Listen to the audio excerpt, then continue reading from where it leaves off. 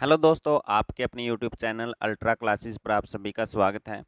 अब से आप लोगों को इस चैनल पर मैथ के साथ साथ अन्य सब्जेक्ट की क्लासेज भी मिलेंगी। आज हम पढ़ेंगे मॉडर्न हिस्ट्री के बारे में 1857 से लेके 1947 तक। और इन सभी इंसिडेंट को हम एक कहानी के माध्यम से पढ़ेंगे, एक कहानी के तौर पर सीक्वेंस वाइज जिस हिसाब से ये घटनाएं घटी हैं उसी सीक्वेंस में। तो आज की क्लास शुरू करते हैं। जो भी नए बच्चे चैनल पर आए हैं वो चैनल को सब्सक्राइब जरूर कर लें, बेल आइकन दबाएं ताकि आने वाली वीडियो की नोटिफिकेशन आपको मिल सके। तो सबसे पहले 1857 की क्रांति हुई।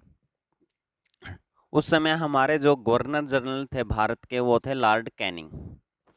अंग्रेजों ने इस क्रांति को सिर्फ एक सैनिक विद्रोह माना था और ये क्वेश्चन पहले एसएससी में आया भी था कि अंग्रेजों ने 1857 की क्रांति को क्या कहा था, तो उन्होंने कहा था सैनिक विद्रोह।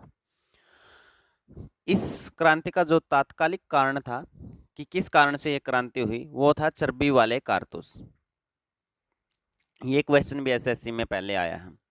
क्या था कि वहां पर राइफल चेंज की गई थी और जो नई राइफल आई थी उसमें जो कारतूस लगते थे वो चर्बी वाले कारतूस होते थे, यानी कि उनको ऊपर एक चर्बी की लेयर होती थी।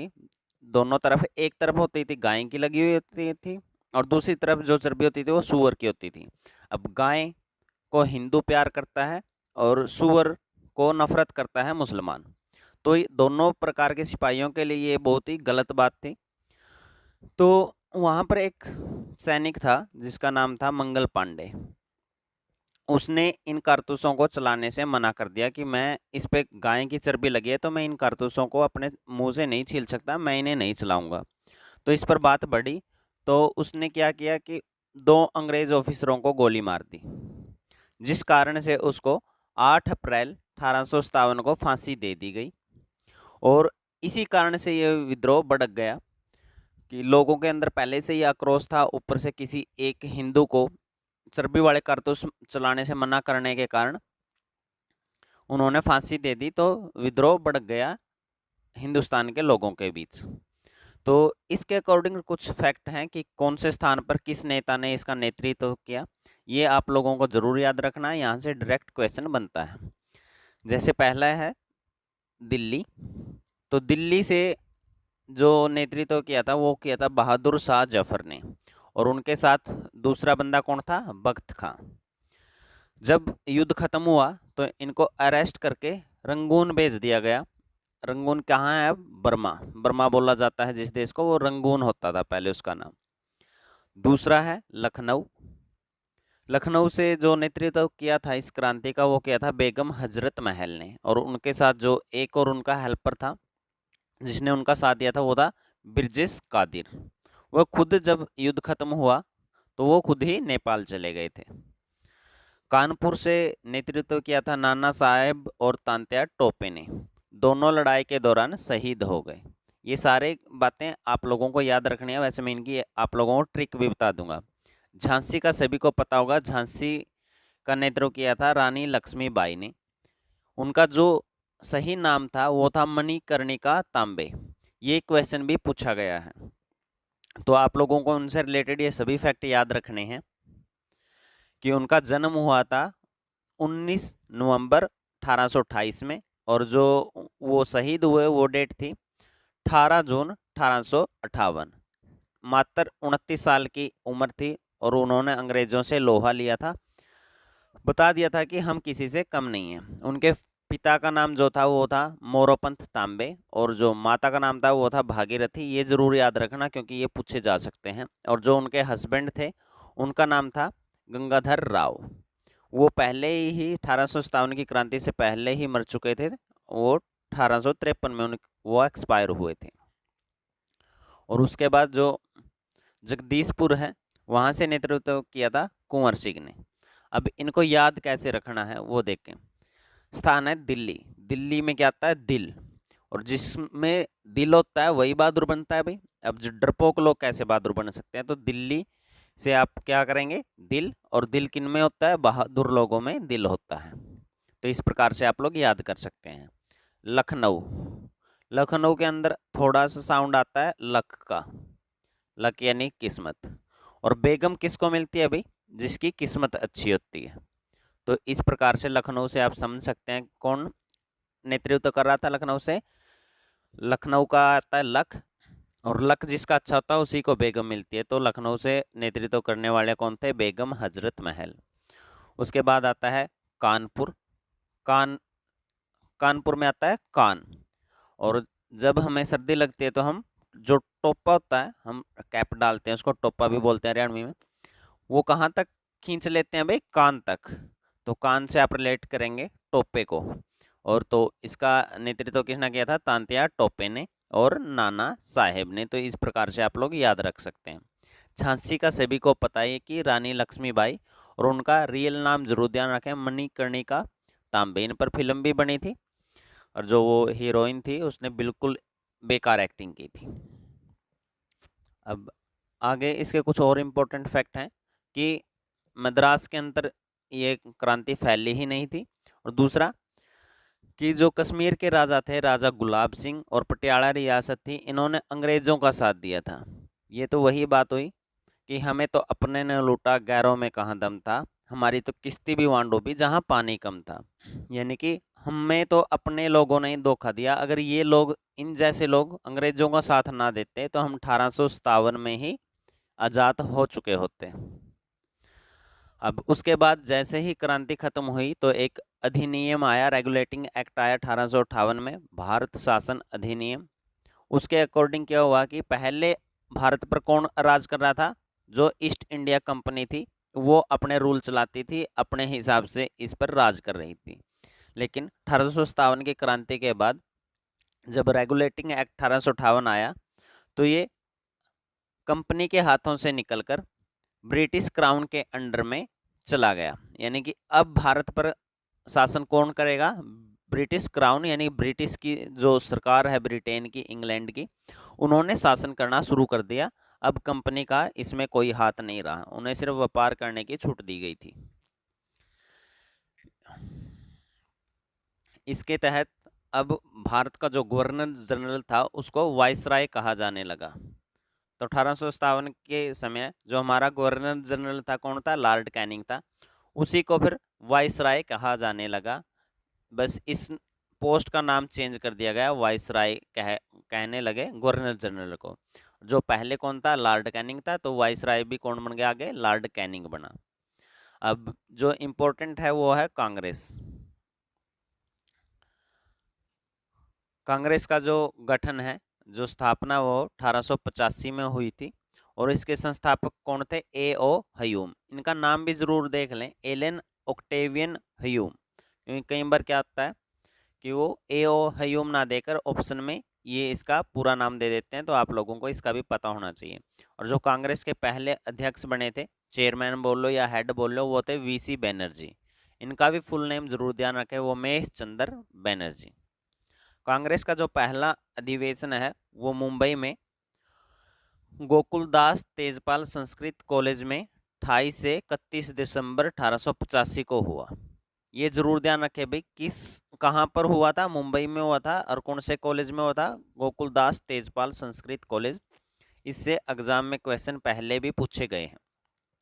दरअसल ये जो अधिवेशन था ये पुणे में होना था, लेकिन पुणे में उस समय प्लेग फैल गया तो इसको मुंबई में शिफ्ट करना पड़ा। जो ये फर्स्ट अधिवेशन था इसमें कितने सदस्यों ने भाग लिया? तो इसमें 72 सदस्यों ने भाग लिया था। ये भी क्वेश्चन पहले पूछा जा चुका है। जो बहुत इंपॉर्टेंट कंसेप्ट है, बहुत इंपॉर्टेंट क्वेश्चन है, उन्हीं को लिया गया है। तो इनमें से आगे और छोड़ने की कोशिश मत करना कि मैंने पहले ही कम करके आप लोगों को बताया है और आप और ज़्यादा कम करेंगे तो फिर शायद हो सकता है क्वेश्चन इससे बाहर चला जाए। ये सारी बातें आप लोगों को याद रखनी है कि कांग्रेस का पहला मुस्लिम अध्यक्ष कौन था? बदरुद्दीन तैयब जी थे। कांग्रेस की पहली महिला अध्यक्ष कौन थी? एनी बेसेंट थी। और ये विदेशी थी। नेट पे इनका लिख रखा है जो ये कहाँ से थी? ब्रिटेन से थी। लेकिन मैंने शायद किसी बुक में पढ़ा था आयरलैंड से थी, तो वो थोड़ा सा आप लोग देख लें। भारत की तरफ से पहली महिला अध्यक्ष जो भारतीय थी वो कौन थी? सरोजनी नायडू थी। तो इन दोनों को भी ध्यान रखें। कांग्रेस का पहला अंग्रेज अध्यक्ष कौन बना था? जो ए ओ ह्यूम थे, उन्होंने स्थापना की थी, वो अध्यक्ष नहीं बने थे। जो अंग्रेज अध्यक्ष था पहला वो था जॉर्ज यूल। तो आपको इसे भी याद रखना है। तो अब हम पढ़ेंगे कांग्रेस के इम्पोर्टेंट अधिवेशन। वैसे तो कांग्रेस के हर साल अधिवेशन होते रहते थे, साल में 2 बार भी हो जाते थे, लेकिन हमें सिर्फ वो पढ़ने जो थोड़े इम्पोर्टेंट है, जिनसे एग्जाम में क्वेश्चन बनता है। तो पहला जो इम्पोर्टेंट अधिवेशन है वो 1907 का सूरत अधिवेशन है। अब ये क्यों इम्पोर्टेंट है? क्योंकि इसके अंदर कांग्रेस क्या हुआ था, 2 टुकड़ों में टूट गई थी। 2 टुकड़े बन गए थे इसके, नरम दल और गरम दल। और जो इस अधिवेशन की अध्यक्षता कर रहे थे वो थे राम बिहारी घोष। तो आप लोगों को ये भी जरूर ध्यान रखना कि 1907 में कहाँ पर अधिवेशन हुआ था, सूरत में, और इसके अध्यक्ष कौन थे, राम बिहारी घोष। हुआ क्या था कि कांग्रेस 2 टुकड़ों में टूट गई, नरम दल और गरम दल। गरम दल के 3 नेता बड़े फेमस हुए हैं, लाल बाल पाल। लाल से लाला लाजपत राय, बाल से बाल गंगाधर तिलक और बिपिन चंद्र पाल। तो ये तीनों ही इंपॉर्टेंट थे। अब नरम दल और गरम दल में क्या अंतर था भाई? नरम दल वाले क्या थे, वो उग्र नहीं थे, वो सिर्फ अपनी डिमांड लेके जाते थे, अपनी रिक्वेस्ट लेके जाते थे अंग्रेजों के पास, मान लिया तो ठीक, नहीं मान लिया तो ठीक। तो वो ज़्यादा उग्र नहीं थे। गरम दल वाले क्या थे कि अगर वो 10 मांग देते तो उनकी इच्छा ये रहती थी 10 में से कम 8 से 9 तो अंग्रेज जरूर मान ले ठीक है, नहीं तो ये फिर उग्रवादी गतिविधि पर उतराते थे, यानी कि किसी अंग्रेज को उड़ा दिया, इस प्रकार के कारनामे ये कर देते थे। लाला लाजपत राय, बाल गंगाधर तिलक और बिपिन चंद्र पाल, ये तीनों इनके लीडर थे में। बाकी जो भगत सिंह थे, चंद्रशेखर आजाद थे, वो भी इसी दल से संपर्क रखते थे। इसके बाद जो नेक्स्ट इंपॉर्टेंट अधिवेशन है वो है 1916 का लखनऊ अधिवेशन। अब इसमें क्या हुआ, उसमें 2 दलों में टूट गई थी कांग्रेस, और 1916 वालों में वापस से एक हो गई, यानी कि वो सभी वापस से एक ही साइड आ गए सभी। इसे लखनऊ पैक्ट या लखनऊ अधिवेशन के नाम से भी जाना जाता है, क्योंकि ये लखनऊ में हुआ था। इसकी अध्यक्षता किसने की थी, हेड कौन थे, चेयरमैन कौन बने थे इस समय, अखिका चरण मजूमदार। तो ये नाम जरूर ध्यान रखना। क्या हुआ था कि नरम दल और गरम दल दोनों ही एक हो गए थे। इसके बाद जो नेक्स्ट अधिवेशन है जो इम्पोर्टेंट है वो है 1924 में हुआ बेलगांव अधिवेशन। इम्पोर्टेंट क्यों है, क्योंकि इस अधिवेशन की अध्यक्षता किसने की थी, महात्मा गांधी ने की थी। और एक बार ये क्वेश्चन भी आया था कि महात्मा गांधी कांग्रेस के अध्यक्ष कितनी बार बने, तो केवल एक बार ही कांग्रेस के अध्यक्ष बने थे। कब? जब 1924 में बेलगांव का अधिवेशन हुआ था। तो ये बात जरूर ध्यान रखें आप लोग। नेक्स्ट है 1929 का लाहौर अधिवेशन। ये अधिवेशन क्यों इम्पोर्टेंट है, क्योंकि इस अधिवेशन में पहली बार हमने पूर्ण साम्राज्य की मांग की थी, पूर्ण स्वराज्य की मांग की थी कि हम अपने राजा खुद बनेंगे, मंत्री सरकार सब कुछ हमारी होगी। उससे पहले सभी हमारी मांग क्या थी कि ठीक है सरकार वगैरह तुम अपनी रख लो, तुम लोग राज कर लो, लेकिन हमारी बातें भी मान लो। लेकिन 1929 में क्या हुआ कि हमने पूर्ण साम्राज्य की मांग कर दी थी। अधिवेशन कहाँ हुआ था, ये लाहौर में हुआ था, और इसकी अध्यक्षता किसने की थी, जवाहरलाल नेहरू ने की थी। अगर एग्जैक्ट डेट पूछे तो 31 दिसंबर 1929 को हुआ था। और उसके बाद कांग्रेस के कहने पर ही देश भर में 26 जनवरी 1930 को पहला स्वतंत्रता दिवस मनाया गया था। स्वतंत्र हुए नहीं थे, बस वैसे ही बना लिया था। तो इसी कारण से अब आज़ाद तो हम 15 अगस्त को हुए, 15 अगस्त 1947 को, लेकिन पहले हमने स्वतंत्रता दिवस 26 जनवरी को मनाया था। इसलिए हमने क्या किया, फिर संविधान को 26 जनवरी 1950 को लागू किया, ताकि इस दिन को हम महत्व दे सके, क्योंकि यहाँ पर हमने पहला स्वतंत्रता दिवस मनाया था। वैसे संविधान तैयार हो गया था अपना 26 नवंबर 1949 को। तो इस दिन को महत्व देने के लिए ही हमने संविधान को लागू कब किया, 26 जनवरी 1950 को लागू किया था। नेक्स्ट जो इम्पोर्टेंट अधिवेशन हुआ था वो हुआ था 1938 में, हरिपुरा अधिवेशन। इम्पोर्टेंट क्यों था, क्योंकि इसके अध्यक्ष बने थे पहली बार सुभाष चंद्र बोस। बहुत ही अच्छे नेता थे, हिटलर इनकी बहुत तारीफ करते थे, उन्होंने ही इन्हें नेताजी कहकर पहली बार पुकारा था। ये क्वेश्चन भी आया है एसएससी में कि सुभाष चंद्र बोस को सबसे पहले नेताजी कहकर किसने पुकारा था, तो हिटलर ने। उसके बाद नेक्स्ट साल अधिवेशन हुआ त्रिपुरी में 1939 में। उसके अध्यक्ष भी कौन बने, सुभाष चंद्र बोस। लेकिन इस बार क्या था, पहली बार तो सर्वसम्मति से बने थे कि सुभाष चंद्र बोस को अध्यक्ष बनाया जाए। अगली बार ये चुनाव हुआ था इनके बीच में, इनके विपक्ष में कौन लड़ रहे थे, पट्टाभी सीतारमैया चुनाव लड़ रहे थे, जिनकी सपोर्ट कौन कर रहा था, गांधी कर रहा था। लेकिन एक तरफा जीते थे सुभाष चंद्र बोस, और पट्टाभी सीतारमैया को कुछ ही वोट मिली थी, जो खुद की और शायद गांधी की होगी। अब कांग्रेस के जितने भी इम्पोर्टेंट अधिवेशन थे वो हमने सभी पढ़ लिए। उसके बाद जो इम्पोर्टेंट चीज़ें हैं वो हम देख लेते हैं। और हिस्ट्री को याद रखने का सबसे आसान तरीका यही है कि आप सीक्वेंस वाइज उस चीज़ को पढ़ें। जैसे 1905 में क्या हुआ, फिर 1906 में क्या हुआ, 1907 में कैसे। अगर सीक्वेंस वाइज पढ़ोगे तो आपको ज़्यादा अच्छे से याद होगा और लंबे समय तक याद रहेगा। अगर रैंडमली पढ़ लिया, एक बार आपने बार छोड़ो आंदोलन पढ़ लिया, फिर सविनय अवज्ञा आंदोलन पढ़ लिया, फिर कांग्रेस पे आ गए, तो इस प्रकार से वो चीज़ें याद रखना बहुत ज़्यादा मुश्किल हो जाता है। तो अब हम पढ़ेंगे 1905 में क्या हुआ था, बंगाल विभाजन हुआ था। अगर एग्जैक्ट डेट पूछे कि बंगाल विभाजन किस दिन हुआ था, तो 19 जुलाई 1905 को बंगाल विभाजन हुआ था। उस समय हमारे वाइसराय कौन थे, लॉर्ड कर्जन थे। ये भी पूछा जा सकता है कि बंगाल विभाजन से किस वाइसराय का, कौन सा वाइसराय संबंधित है, तो लॉर्ड कर्जन। दरअसल ये अंग्रेजों ने किया तो इसलिए था कि हिंदू और मुस्लिम के बीच में फूट पड़ जाए, दोनों को अलग अलग कर दो। लेकिन ये अंग्रेजों के ऊपर उल्टा पड़ गया। उस दिन को सभी ने शोक दिवस के रूप में मनाया था कि ये बहुत ही बेकार दिन है, और राखी दिवस मनाया था। राखी दिवस कैसे, हिंदुओं ने मुसलमानों को राखी बांधी थी और मुसलमानों ने हिंदुओं को राखी बांधी थी, और वचन दिया था कि हम तुम्हारी रक्षा करेंगे और तुम हमारी रक्षा करना। ठीक है। फिर इसी बंगाल विभाजन के विरोध में एक आंदोलन शुरू किया गया, स्वदेशी आंदोलन। इसके अंदर क्या था कि लोग विदेशी चीज़ों का बहिष्कार करने लगे थे और अपने देश की बनी चीज़ों को ही इस्तेमाल करने लगे थे। जो ये आंदोलन हुआ था इसमें रविंद्रनाथ टैगोर ने भी भाग लिया था, और वहाँ पर एक गाना गाया था उन्होंने, अमार सोनार बंगला। और यह गाना बहुत ही प्रसिद्ध हुआ था इस आंदोलन के दौरान, और बाद में इस गाने को बांग्लादेश का नेशनल एंथम बना दिया गया। ठीक है, तो इस बात को भी ज़रूर ध्यान रखना। अब रविंद्रनाथ टैगोर से रिलेटेड एक और इम्पोर्टेंट फैक्ट है कि उनकी सबसे फेमस बुक कौन सी थी, गीतांजलि थी, जिनके लिए उन्होंने साहित्य का नोबेल पुरस्कार जीता था 1913 में। यही ज़्यादा इम्पोर्टेंट है और ज़्यादा कुछ नहीं है। और जो हमारा राष्ट्रगान है वो भी रविंद्रनाथ टैगोर ने ही लिखा था, ये फैक्ट भी जरूर। फिर 1906 में क्या हुआ कि मुस्लिम लीग की स्थापना की गई। किसने की, आगा खां और सलीमुल्लाह खां ने मुस्लिम लीग की स्थापना की थी। ये भी इम्पोर्टेंट है, तो इसे भी ध्यान जरूर रखें। उसके बाद जो आता है वो आता है 1909।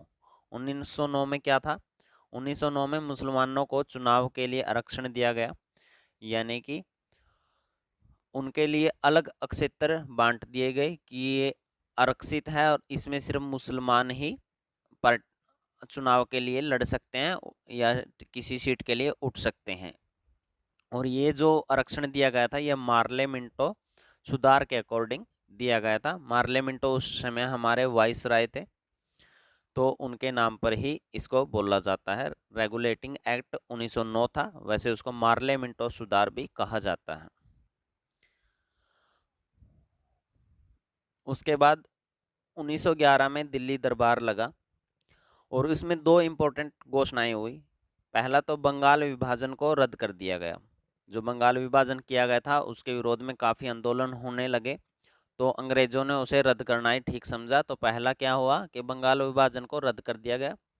दूसरा बोला गया कि राजधानी दिल्ली होगी। अब राजधानी पहले कहाँ थी, कलकत्ता थी, तो बाद में बदलकर दिल्ली कर दिया गया। 1911 में ये घोषणा हुई थी, लेकिन दिल्ली राजधानी कब बनी, वो 1912 में बनी है। तो इस बात का जरूर ध्यान रखें। घोषणा कब हुई थी, 1911 के दिल्ली दरबार में। और स्थानांतरित कब हुई, 1912 में कलकत्ता से दिल्ली स्थानांतरित हो गई। फिर 1913 के अंदर एक पार्टी की स्थापना की गई, गदर पार्टी, जिसके संस्थापक कौन थे? लाला हरदयाल सिंह, और अध्यक्ष कौन थे? सोहन सिंह भकलाना। ठीक है, तो ये दोनों चीजें याद रखना कि गदर पार्टी, गदर तो आप याद रख सकते हैं, आप लोगों ने सभी ने गदर एक प्रेम कथा फिल्म देखी होगी।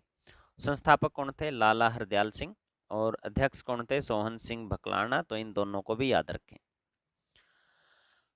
उसके बाद 1914 से 1918 तक तो पहला विश्व युद्ध चला।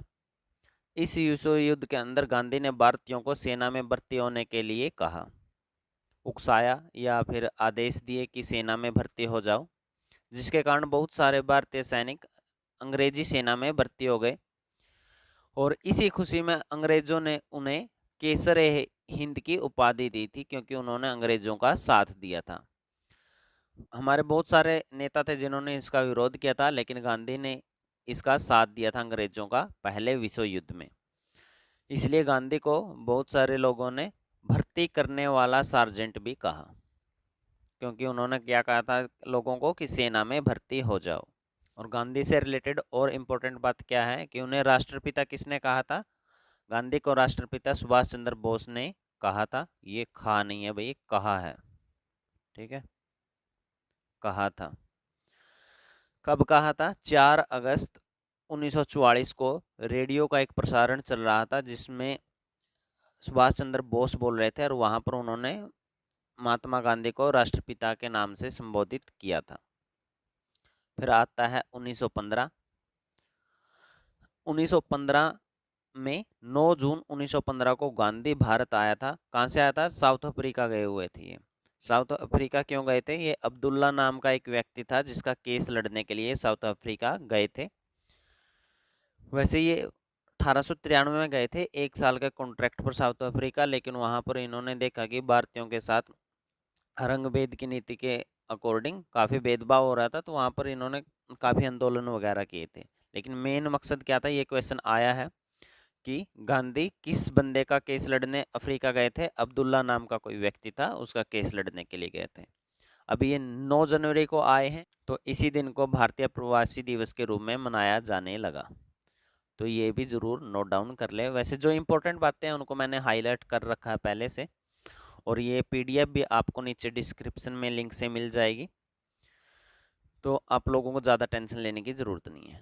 उसके बाद 1916 में होम रूल लीग की स्थापना की गई। किसने की थी? बाल गंगाधर तिलक और एनी बेसेंट ने की थी। इसकी 2 ब्रांच थी, एक पुणे, तो पुणे वाली ब्रांच को संभाल रहे थे अपने बाल गंगाधर तिलक, और जो मद्रास वाली ब्रांच थी उसको संभाल रही थी एनी बेसेंट। इस लेडी का बहुत ही ज़्यादा हाथ था गर्म दल और नरम दल को एक करने में। उसके बाद 1917 अप्रैल 1917 को हुआ चंपारण सत्याग्रह। 15 में आया था महात्मा गांधी। उसके बाद 17 में इन्होंने अपना पहला आंदोलन यहाँ पर किया था। कौन सा? चंपारण सत्याग्रह। तो ये भी पूछा जा सकता है कि भारत में गांधी का पहला आंदोलन कौन सा था? तो चंपारण सत्याग्रह कब हुआ? अप्रैल 1917 में। वैसे इनको काफ़ी बार बुलाया गया था वहाँ पर चंपारण सत्याग्रह, और बुलाने कौन आया था? राजकुमार कुशल। तो पहली बार तो इन्होंने ऐसे ही टाल दिया था उनको, लेकिन ये काफ़ी जिद्दी किसान था, तो ये बार बार आकर मिलता रहा इन्हें कि आप आइए, वहाँ पर बहुत बुरा हो रहा किसानों के साथ। तो आखिरकार गांधी को वहाँ पर जाना पड़ा। नील की खेती से संबंधित ये आंदोलन था। दरअसल था क्या कि किसानों को अपनी ज़मीन के 15% हिस्से पर नील की खेती करने के लिए मजबूर किया जाता था। तो इसी से बचाने के लिए राजकुमार शुक्ल गांधी जी को बुलाने आए थे, और वहाँ पर इन्होंने आंदोलन किया अपना चंपारण सत्याग्रह, जो कामयाब भी हुआ। उसके बाद अगली साल ही गांधी ने अपना दूसरा आंदोलन किया, खेड़ा सत्याग्रह। यह आंदोलन गुजरात के किसानों के लिए चलाया गया था। वहाँ पर क्या था कि किसानों को लगान देना होता था अपनी ज़मीन का, जमींदारों को और अंग्रेजों को, लेकिन 1918 में सूखा पड़ गया, जिसके कारण किसान लगान देने में असमर्थ थे, लेकिन उनको फिर भी मजबूर किया जा रहा था। तो इसके विरोध में गांधी ने आंदोलन चलाया, और वहाँ पर फिर उनको लगान से छूट दे दी गई थी। तो ये दूसरा सफल आंदोलन था गांधी का भारत के अंदर। फिर 1919 में रोलेट एक्ट भारत में लागू किया गया। रोलेट एक्ट क्या था भाई? इसमें ना दलील ना वकील का प्रावधान था। सिर्फ शक के आधार पर भी किसी भी व्यक्ति को गिरफ्तार किया जा सकता था और सजा भी दी जा सकती थी। कि वैसे ही शक हो गया किसी पर कि ये तो आतंकवादी गतिविधियों में, तो उठाओ और मारो जेल में। ठीक है, कोई वकील दलील कुछ नहीं किया जा सकता था, सीधी सजा दी जाती थी। तो इसका विरोध करने के लिए लोगों ने 13 अप्रैल 1919 को जलियांवाला बाग में मीटिंग रखी थी। वहां पर लोग इकट्ठे हुए थे बहुत ज़्यादा। तो वहां पर जनरल डायर, वैसे उनका पूरा नाम भी देख लेना भाई, ये एग्जाम में पूछ लिया जाता है कई बार। जनरल डायर ना लिखकर डायर, सभी आप लोगों को जनरल तो क्या है, पोस्ट थी, और डायर उसका सरनेम था। तो सरनेम कई लोगों के ऑप्शन में मिल सकते हैं कि डायर ही मिल जाए। तो रिग्नेल्ड डायर उनका नाम था, ये ध्यान रखें। तो उन्होंने एक, जैसे ये पूरी कवर था ये जो जलियांवाला बाग था, और सिर्फ एक ही गेट था इसके अंदर एंट्री करने के लिए। तो इसने क्या किया कि यहाँ पर सैनिकों को खड़ा कर दिया और यहाँ पर जो लोग बैठे थे उन पर गोलियां चलाना शुरू कर दिया। तो उनको निकलने की कहीं से जगह नहीं मिली। तो इस कांड के अंदर 400 से ज़्यादा लोग शहीद हुए थे और 1200 से ज़्यादा लोग घायल हुए थे। अगर आपको इसे अच्छे से देखना है तो अभी एक फिल्म आई थी उधम सिंह, तो वो ज़रूर देख लेना। उससे आप लोगों को पता चल जाएगा ये कितना दर्दनाक सीन था। ज़रूर देखें, मेरे हिसाब से आप लोगों को देखनी चाहिए। और इसी का बदला फिर सरदार उधम सिंह ने 1940 में जाकर लिया था, जहां जनरल डायर किसी मीटिंग को संबोधित कर रहे थे और वहां पर जाकर 6 की 6 गोलियां जनरल डायर को इन्होंने मार दी थी। वहां पर काफ़ी अच्छे से दिखाया गया फिल्म में इस चीज़ को। तो आप लोग वो फिल्म रिकमेंड करूंगा कि आप लोग उसे ज़रूर देख लें टाइम निकाल कर। फिर 1919 में एक आंदोलन और चलाया गया अंग्रेजों के खिलाफ। मुसलमानों ने ये आंदोलन चलाया था। वैसे ये कोई धार्मिक आंदोलन था, उनका धर्म से रिलेटेड था, जिसका नाम था खिलाफत आंदोलन। तो आपसे क्वेश्चन पूछा जा सकता है कि खिलाफत आंदोलन कब चलाया गया? तो 1919 में चलाया गया था। और ये कैसा आंदोलन था? एक धार्मिक आंदोलन था। फिर आता 1920, जलियांवाला बाग हत्याकांड होने के बाद फिर 1 अगस्त को महात्मा गांधी ने असहयोग आंदोलन चलाया। काफ़ी अच्छे से चला था। असहयोग आंदोलन में क्या था कि अंग्रेजों की किसी भी प्रकार की कोई मदद नहीं कर रहे थे भारतीय, और जिससे अंग्रेजी सरकार को बहुत दिक्कत हो रही थी। लेकिन फिर कुछ जगह भाई 4 फरवरी लिखा है और कुछ बुक्स में 5 फरवरी लिखा है, ये देख लेना। वैसे 4 ही ठीक है। 4 फरवरी 1922 को चोरा चोरी घटना के बाद गांधी ने असहयोग आंदोलन वापस ले लिया था। घटना क्या थी? यूपी के गोरखपुर के गांव चोरा चोरी में लोगों ने गुस्से में आकर एक स्टेशन को आग लगा दी थी, जिससे घटना में 3 आम लोग शहीद हो गए और 22 अंग्रेज मारे गए।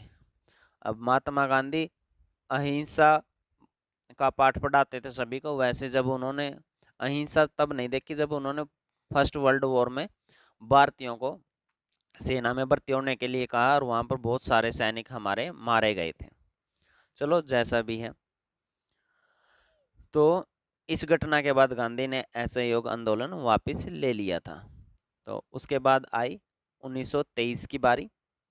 1913 में कौन सी पार्टी बनी थी? गदर पार्टी बनी थी। और 1923 में कौन सी पार्टी बनी फिर? स्वराज पार्टी, जिसका संस्थापक कौन था? मोतीलाल नेहरू, यानी कि जवाहरलाल नेहरू के फादर थे। और अध्यक्ष कौन थे? चित्तरंजन दास। CR दास भी बोलते हैं और चित्तरंजन दास भी। नाम जरूर ध्यान रखना पूरा। उसके बाद आता है 1925। 1925 में काकोरी घटना घटित हुई थी भाई, ये बहुत ही प्रसिद्ध है। इस घटना का अंजाम किसने दिया था? हिंदुस्तान रिपब्लिक एसोसिएशन के लोगों ने दिया था। और ये एसोसिएशन किसने बनाई थी? भगत सिंह ने। और इसके अंदर कौन थे? भगत सिंह, चंद्रशेखर आजाद, ऐसे सभी लोग इसके अंदर थे। इसमें घटना में हुआ क्या था कि 9 अगस्त 1925 को एक ट्रेन सहारनपुर से लखनऊ जा रही थी, जिसे इन लोगों ने लूट लिया था। इसके मेन मास्टरमाइंड कौन थे? राम प्रसाद बिस्मिल और अशफाक उल्ला खां। रोशन सिंह भी इनके साथ थे भाई, ठीक है, ठाकुर रोशन सिंह, ये भी लिख लेना। इनका ना आप लोगों ने पहले शायद ना सुना हो, लेकिन ठाकुर रोशन सिंह भी इन्हीं के साथ थे। इन्होंने एक ट्रेन लूट ली थी, बाद में इसी के आरोप में इन तीनों को फांसी दे दी गई थी। ये भगत सिंह की गैंग के ही मेंबर थे और सभी क्रांतिकारी थे। 1928 में फिर साइमन कमीशन आया। इसे व्हाइटमैन कमीशन भी कहा जाता है। व्हाइटमैन कमीशन इसलिए कहते थे क्योंकि इसमें सभी गोरे लोग थे, अंग्रेज लोगों का ही कमीशन था, इसमें कोई भी भारतीय नहीं लिया गया था। इसका काम क्या था? जो 1919 में रेगुलेटिंग एक्ट आया था, मॉन्टेग्यू चेम्सफोर्ड रिफॉर्म्स। मॉन्टेग्यू उस समय हमारे सेक्रेटरी थे, चेम्सफोर्ड हमारे वाइसराय थे। तो एक एक्ट आया था, उसको बोलते हैं, वैसे तो रेगुलेटिंग एक्ट 1919 था, लेकिन उसका दूसरा नाम मॉन्टेग्यू चेम्सफोर्ड सुधार भी था। तो उसको उन्होंने कैसा भारत में वो रख किया? एक तो इसकी रिपोर्ट देनी थी, ऊपर से जलियांवाला बाग जो हत्याकांड हुआ था उसके बारे में रिपोर्ट देनी थी।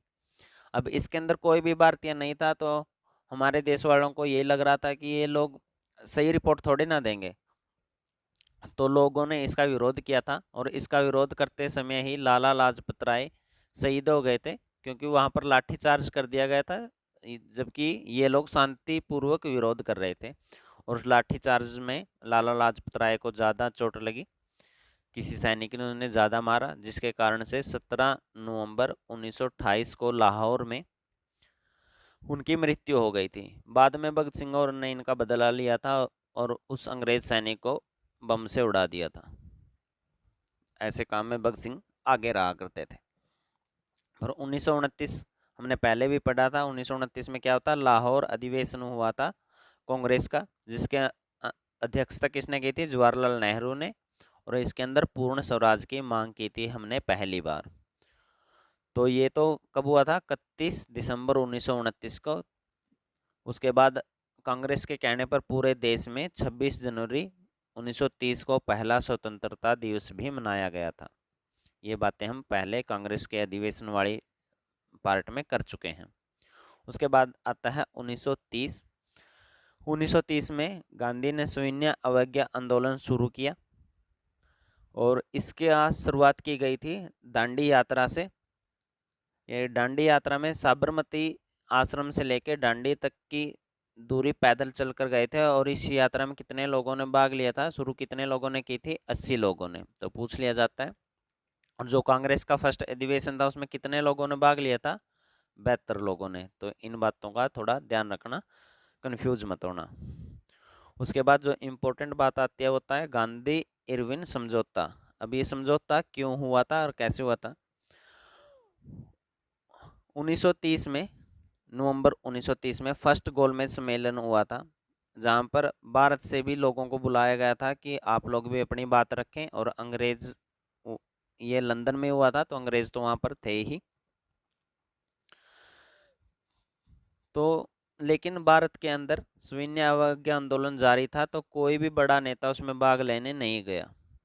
कुछ छोटे मोटे पहुंच गए होंगे, लेकिन कोई जो मेन लीडर थे हमारे, उनमें से कोई भी भाग लेने नहीं गया। तो उसके बाद यहाँ पर एक समझौता हुआ। तो वहाँ पर जो ब्रिटिश में सरकार थी उनका विरोध होने लगा कि ये गुलाम देश के लोगों को भी यहाँ पर नहीं बुला सकते एक मीटिंग के अंदर, तो ये क्या सरकार बनाएंगे? तो इस पर सरकार ने इरविन जो हमारे वाइसराय थे उन पर प्रेशर डाला कि आप कैसे भी करके भारत के नेताओं को, गांधी को खासकर, लेकर आए नेक्स्ट गोलमेज सम्मेलन में। तो उन्होंने यहाँ पर गांधी को मनाने के लिए एक समझौता किया था और लोगों को उम्मीद थी कि गांधी इस समझौते के दौरान अंग्रेजों से भगत सिंह की रिहाई मांग लेंगे, क्योंकि उन पर प्रेशर था तो उन्हें मानना भी पड़ता इसको। लेकिन इसमें इरविन खेल गया। तो महात्मा गांधी ने कहा था कि हमारे बंदियों को आप लोगों को छोड़ना पड़ेगा, जितने भी बंदी हैं।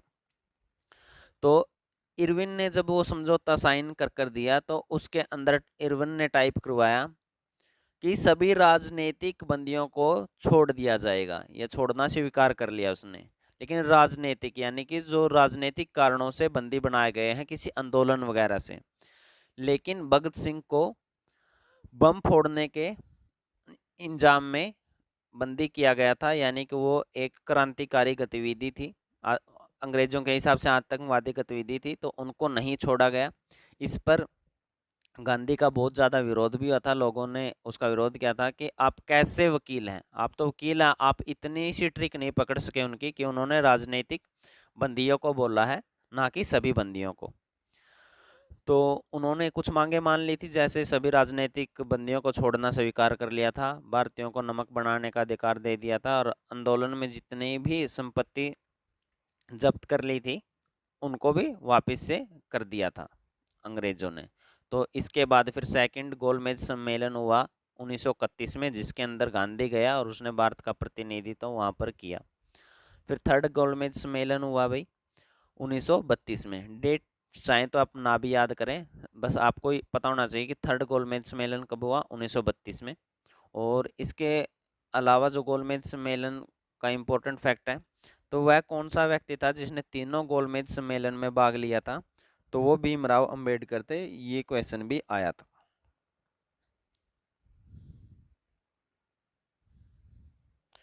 नेक्स्ट फिर 1935 आता। 1935 में रेगुलेटिंग एक्ट 1935 आया, भारत शासन अधिनियम 1935।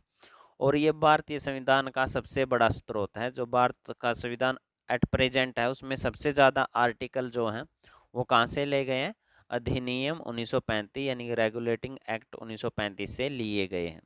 तो ये भारत के संविधान का सबसे बड़ा स्रोत है। 1935 के बाद ऐसे ही चलता रहा और 1939 से 1942 तक सेकेंड वर्ल्ड वॉर चला। इसमें शुक्र है कि गांधी ने नहीं कहा कि सेना में भर्ती हो जाओ, नहीं तो इस बार विरोध और ज़्यादा होता गांधी का।